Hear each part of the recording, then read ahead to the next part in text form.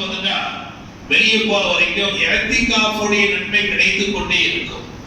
ரமலான் மாதத்தில் பள்ளிவாசலில் 10 நாட்கள் தங்கி இருந்து இஅ்திகாஃப் என்கின்ற வணக்கத்தை மேற்கொள்கிறோம். அந்த வணக்கத்தில் கிடைக்கிற நன்மை ஒவ்வொரு நாளும் கிடைக்கும். எப்போ உள்ள நுழையும் பொழுதே அந்த நியத்தை வைத்துக் கொண்டு நுழைய வேண்டும். அந்த நியத்துக்கு அரபியில எப்படி சொல்வது? நவைத்துல் இஅ்திகாஃப ஃபீ ஹாதல் மஸ்ஜிதி, இந்த பள்ளியில் நான் இஅ்திகாஃப் இருப்பதாக நியத்து செய்து கொண்டேன் என்று சொல்லி உள்ள வந்துட்டா வெளியே போற வரைக்கும் நன்மை கிடைச்சிக்கிட்டே இருக்கும். இந்த பள்ளிவாசல்ல இருந்து ஒரு தூசி அதை எடுத்து வெளியே போட்டாலும் அது எனக்கு எடுத்து காட்டப்படுகிறது என்கிறார்கள் நபிகள் நாயகம் ஸல்லல்லாஹு அலைஹி வஸல்லம் அவர்கள். உலகத்துல தெருவை கூட்டலாம், நம்ம வசிக்கிற வீட்டை கூட்டலாம், கடையை கூட்டலாம், ஆனா பள்ளிவாசலை கூட்டினா பள்ளிவாசலுக்கு ஒரு தூசி எடுத்து அப்படி வெளியில போட்டா அது யாருக்கு காட்டப்படுது? அல்லாஹ்வுடைய தூதர் முஹம்மது ரசூலுல்லாஹ் ஸல்லல்லாஹு அலைஹி வஸல்லம் அவர்களுக்கு காட்டப்படுது. அந்த அளவுக்கு எல்லா வகையிலும் நன்மையை அள்ளி தரும் ஒரு மகத்தான இடம் இந்த பள்ளிவாசல். நபிகள் நாயகம் சொன்னாங்க, மன் பனா லில்லாஹி மஸ்ஜிதன், யார் அல்லாஹ்வுக்காக ஒரு பள்ளிவாசலை கட்டி தருகிறாரோ, வனல்லாஹு லஹு பைத்தன் ஃபில் ஜன்னah, அவருக்கு அல்லாஹ் சொர்க்கத்தில் ஒரு வீட்டை கட்டி தருகிறான். சாதாரண விஷயம் இல்ல. ஏன் தெரியுமா? நப்சு சொன்னோம் 10 ரூபாய் வந்துச்சா இன்னொரு 10 ரூபாய் சேர்ந்து 70 ரூபாய் ஆகும், இன்னும் அது 100 ரூபாய் ஆகுது, அது 1000 ஆகுது, அது லட்சம் ஆகுது, அது கோடி ஆகுது. பணம் வந்து விட்டால் அதை பெருகுவதற்கு தான் வழிவகுக்குமே தவிர அனாமத்தா எடுத்து கொடுக்க நப்சு விடவே விட. நப்சு இருக்குது ரொம்ப பெரிய வேலை பண்ணணும் நம்மள, அது சைத்தானுங்கிறானே, எடுத்து கொடுக்க விடவே மாட்டான்.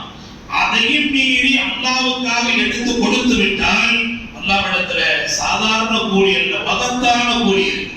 முதல்ல நப்சோடு போராடி, ஓடா சைத்தான், நான் அல்லாஹ்வுக்காக பள்ளிவாசலை கட்டுகிறேன், கட்டப்படும் பள்ளிவாசலுக்காக அல்லாஹ்வுக்காக கொடுக்கிறேன் அப்படின்னு கொடுக்க முன்வரும் பொழுது அல்லாஹ் அதை பொருந்தி கொண்டு விட்டால் நம்முடைய வாழ்க்கை எங்கே போயிடும்? சந்தேகமே இல்லை. பள்ளிவாசலுக்காக 1 ரூபாய் செலவழித்தாலும் அது பன்மடங்காக பெருகி கிடைக்கும் துனியாவில். அதை விட பெரிய சிறப்பு என்ன? சொர்க்கத்துல மாளிகையே கிடைக்கும். வீடுங்கிற வார்த்தை ஹதீஸ்ல இருக்கு, பைத் அப்படிங்கிற வார்த்தை, அதெல்லாம் துனியாவுல தான் வீடு. சொர்க்கத்துல அது பேரு மாளிகை. சொர்க்கத்துல வீடுனா என்ன? மாளிகை, பிரம்மாண்டமா இருக்கும். அல்லாஹ் நன்மை விருந்தாளியாக பார்ப்பான்.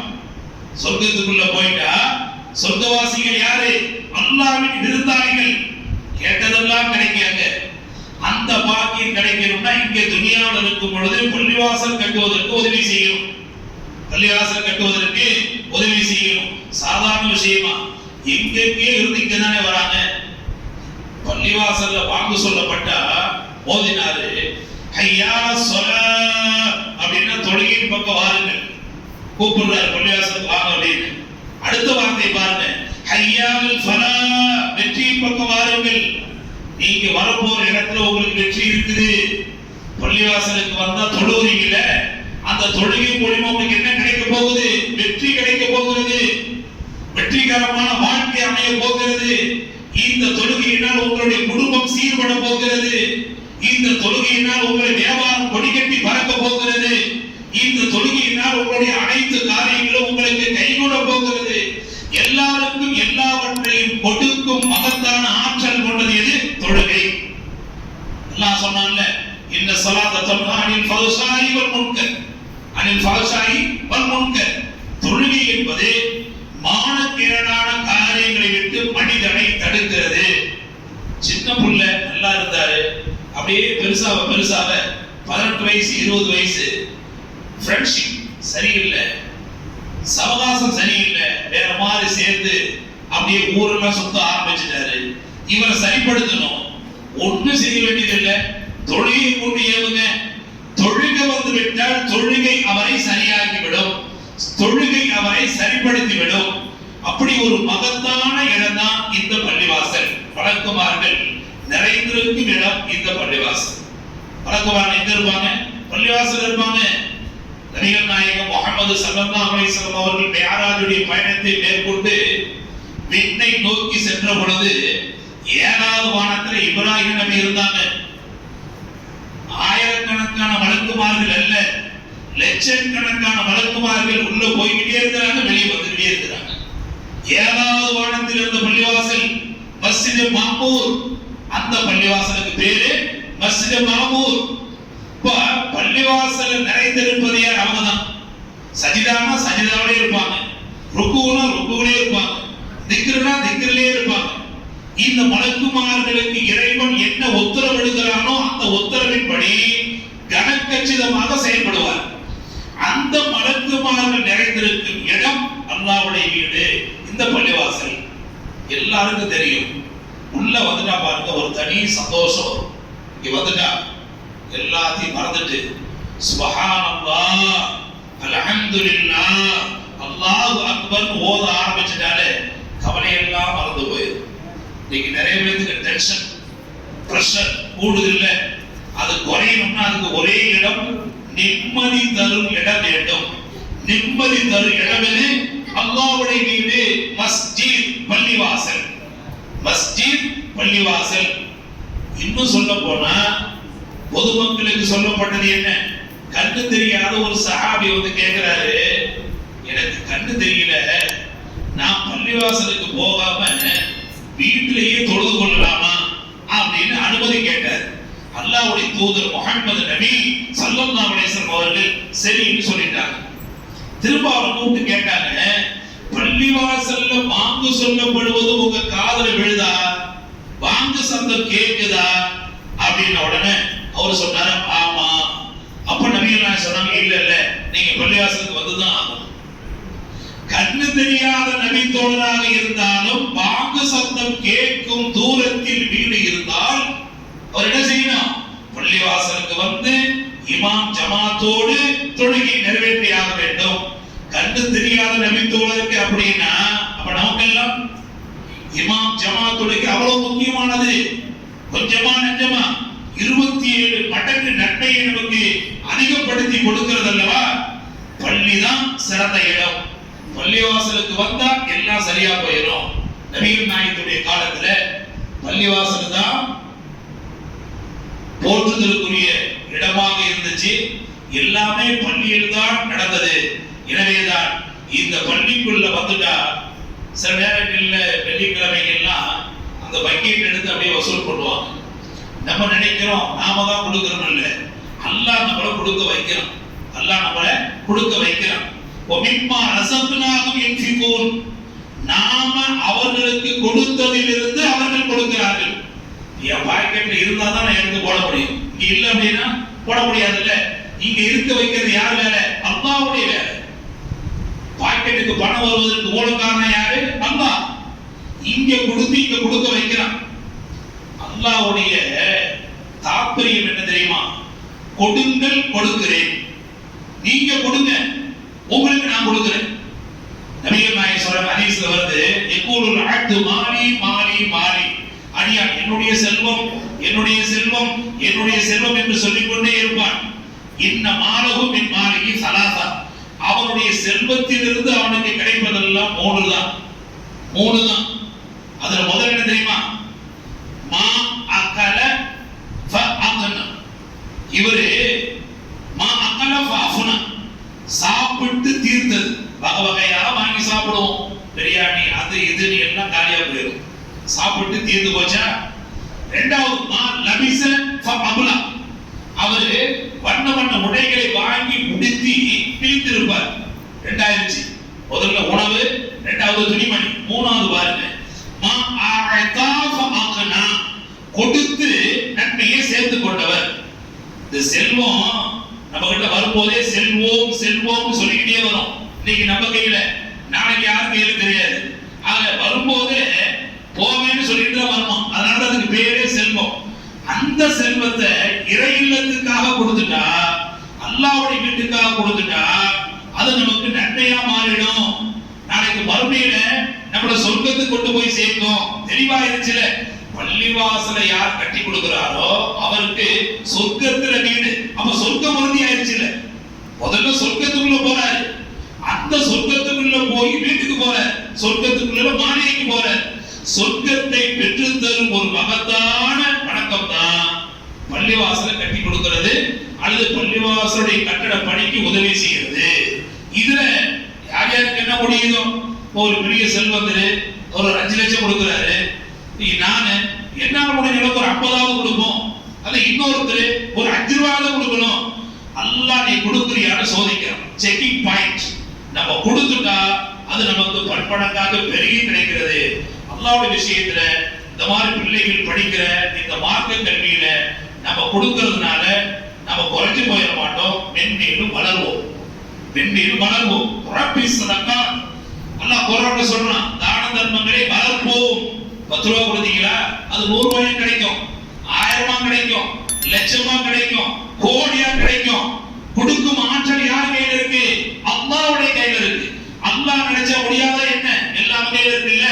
வல்ல ரஹ்மான் அத்தகைய நல்ல நசீபை நம் அனைவருக்கும் தந்தல் புரிவானாக. இந்த பள்ளிவாசல் கட்டுவதற்கு யாரெல்லாம் உதவி செய்தார்களோ, முன் வந்தார்களோ, அடிப்படை காரணமாக இருந்தார்களோ அவர்களுக்கும் அவருடைய குடும்பத்தார்களுக்கும் வல்ல ரஹ்மான் நோய் நொடி இல்லாத ஆரோக்கியமான வளமான நலமான செழிப்பான வாழ்க்கையை தருவதோடு மறுமையில் சொர்க்கத்தில் உயர்ந்த பதவியை தந்தல் புரிவானாக. وآخر دعوانا أن الحمد لله رب العالمين. السلام عليكم ورحمة الله وبركاته.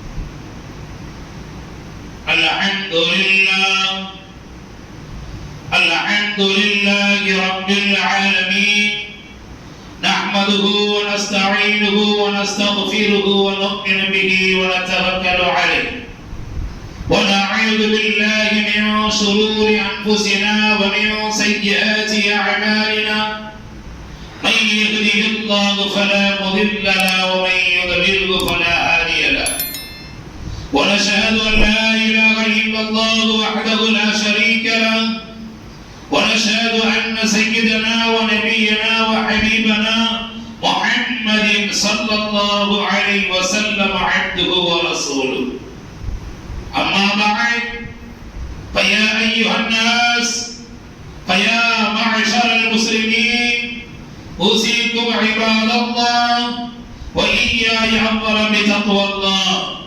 قال الله تعالى في القرآن العظيم وفي الفرقان المجيد أعوذ بالله من الشيطان الرجيم بسم الله الرحمن الرحيم يا أيها الذين آمنوا إذا نودي للصلاة من يوم الجمعة فاسعوا إلى ذكر الله وذروا البيع ذلكم خير لكم إن كنتم تعلمون. وقال أيضا يا أيها الناس اعبدوا ربكم الذي خلقكم والذين من قبلكم لعلكم تتقون. صدق الله العلي العليم وصدق رسوله النبي الكريم ونحن على ذلك من الشاهدين. قال نبينا محمد رسول الله صلى الله عليه وسلم الصلاة مفتاح الجنة. وقال أيضا الصلاة معراج المؤمنين. وقال أيضا إن في الجسد لمضغة إذا صلحت صلح الجسد كله وإذا فسدت فسد الجسد كله ألا وهي القلب. صدق نبينا صلى الله عليه وسلم. بارك الله لنا ولكم بالقرآن العظيم ونفعني وإياكم بما فيه من الآيات وذكر الحكيم إنه تعالى جواد ملك بر رؤوف رحيم ورب حليم. أقول قولي هذا أستغفر الله فاستغفروه إنه هو الغفور الرحيم.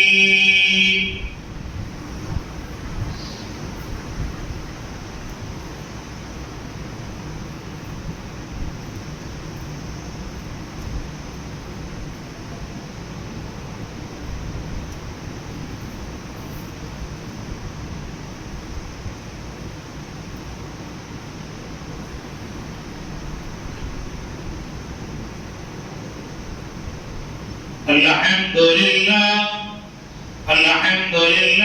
رب العالمين نحمده ونستعينه ونستغفره ونؤمن به ونتوكل عليه ونعوذ بالله من شرور أنفسنا ومن سيئات أعمالنا من يهده الله فلا مضل له ومن يضلل فلا هادي له ونشهد أن لا إله إلا الله وحده لا شريك له ونشهد أن سيدنا ونبينا وحبيبنا محمد صلى الله عليه وسلم عبده ورسوله.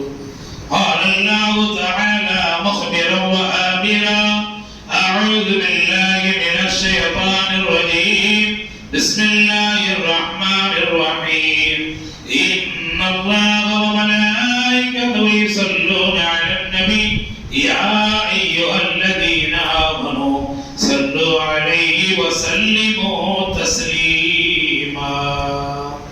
اللهم صل على سيدنا محمد وعلى آل سيدنا محمد وبارك وسلم عليه خصوصا على سيدنا خليفة رسول الله بطاقه خير البشر بعد الأنبياء بالتصديق أمير المؤمنين أبو بكر الصديق رضي الله تعالى عنه وعلى سيدنا مسيد المسجد والمنبر والمحراب أمير المؤمنين عمر بن الخطاب رضي الله تعالى عنه وعلى سيدنا جامع القرآن كامل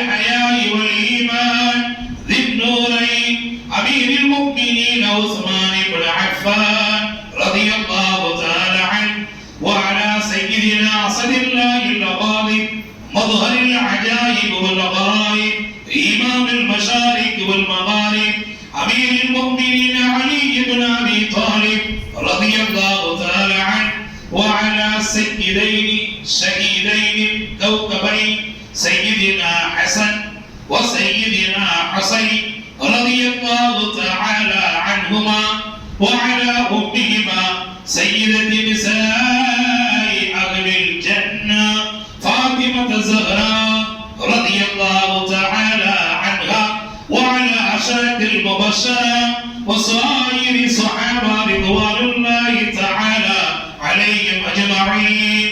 اللهم أعز الإسلام والمسلمين اللهم أعز الإسلام والمسلمين اللهم أعز الإسلام والمسلمين اللهم اغفر للمؤمنين والمؤمنات والمسلمين والمسلمات الأحياء منهم والأموات إنك مجيب الدعوات برحمتك يا أرحم الراحمين.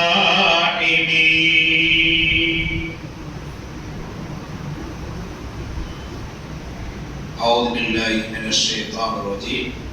بسم الله الرحمن الرحيم. إن الله يأمر بالعدل والإحسان وإيتاء ذي القربى وينهى عن الفحشاء والمنكر والبغي يعظكم لعلكم تذكرون واذكروا الله العظيم يذكركم وادعوه يستجب لكم ولذكر الله تعالى أولى وعز وجل وتم الله أكبر والله يعلم بما تصنعون.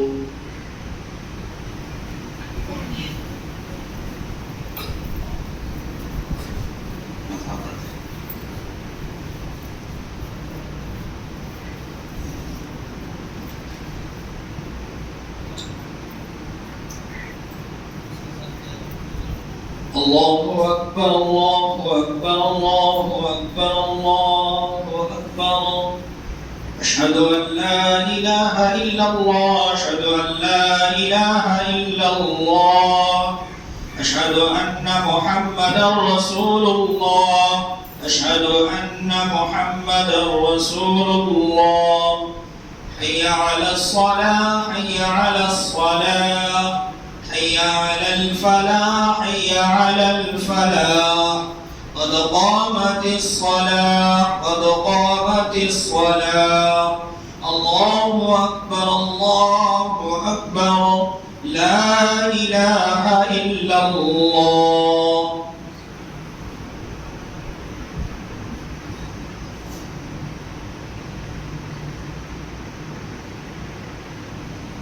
استووا للصلاة يرحمني ويرحمكم الله. வரிசைகளை நேராகவும் நெருக்கமாகவும் அமைத்துக் கொள்ளுங்கள். அல்லாஹ் நம் அனைவருக்கும் அருள் புரிவானாக. அல்லாஹு அக்பர்.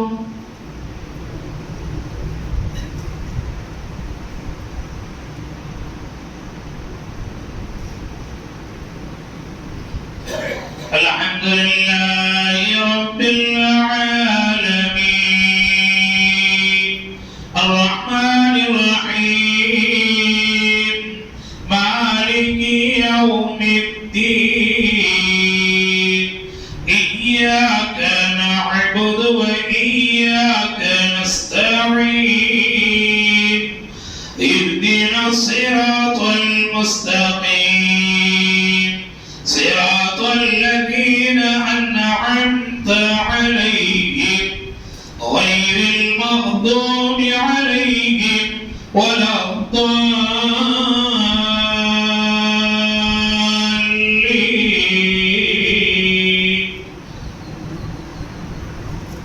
يا أيها الذين آمنوا إذا نودي للصلاة من يوم الجمعة فاسعوا إلى ذكر الله وذروا البيع ذلكم خير لكم إن كنتم تعلمون. فإذا قضيت الصلاة فانتشروا في الأرض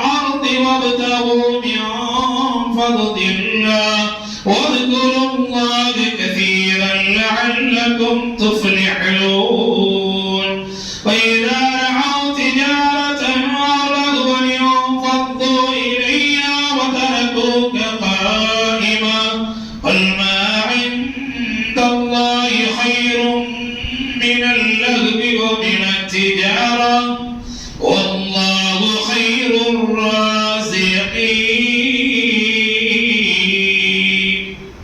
الله أكبر.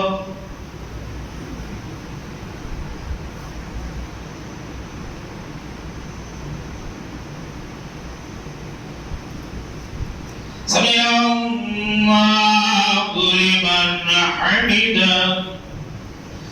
الله أكبر.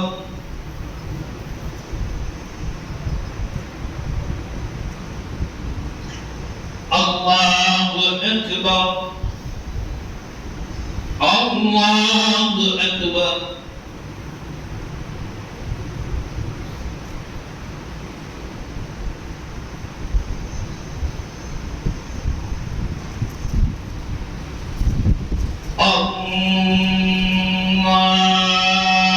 الله أكبر.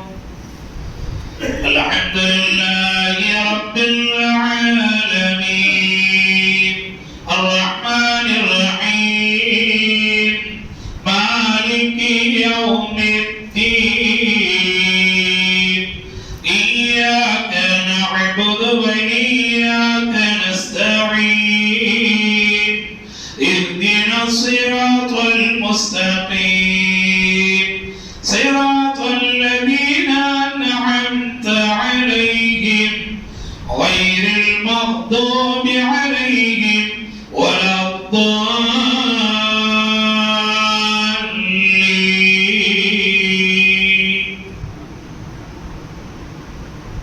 إذا جاء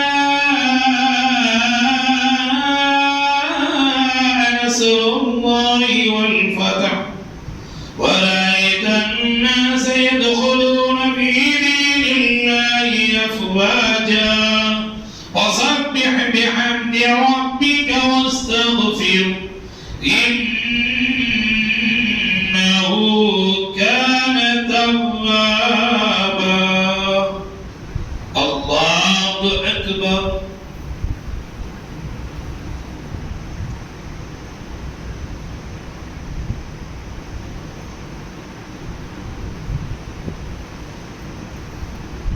سمع الله لمن حمده. الله أكبر.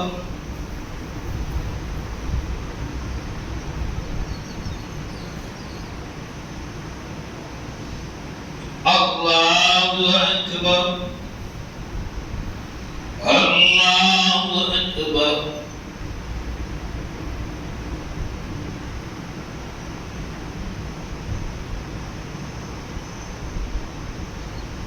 الله أكبر.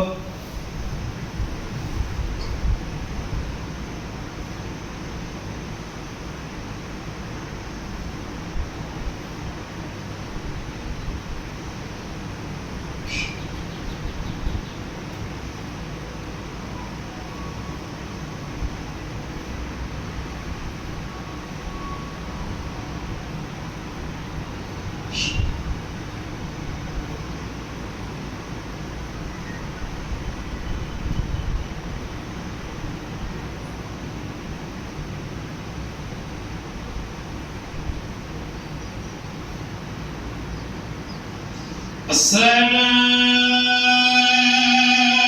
عليكم ورحمة الله. السلام عليكم ورحمة الله. أستغفر الله. الله أكبر.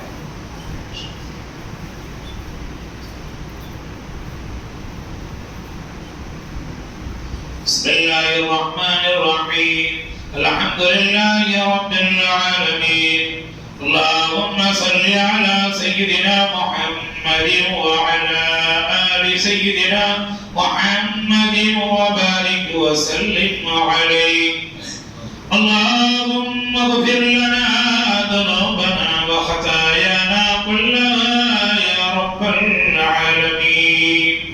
ربنا ظلمنا أنفسنا وإن لم تغفر لنا وترحمنا لنكونن من الخاسرين ربنا تقبل منا إنك أنت السميع العليم وتب علينا إنك أنت التواب الرحيم ربنا لا تزغ قلوبنا بعد إذ هديتنا وهب لنا من لدنك رحمة إنك أنت الوهاب ربنا آتنا في الدنيا حسنة وفي الآخرة حسنة وقنا عذاب النار اللهم أجرنا من النار يا مجيب اللهم أجرنا من النار يا مجيب اللهم أجرنا من النار يا مجيب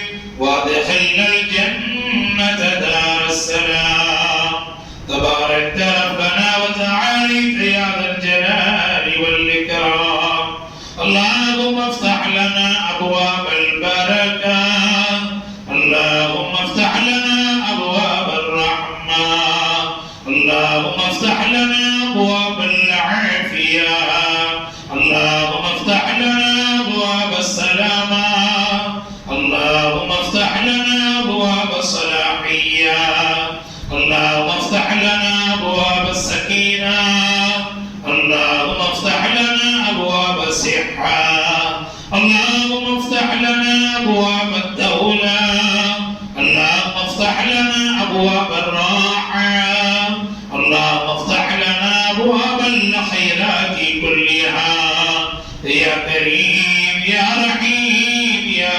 الله صلى الله تعالى وسلم على خير خلقه سيدنا محمد وعلى آله وصحبه أجمعين سبحان ربك رب العزة عما يصفون وسلام على المرسلين والحمد لله رب العالمين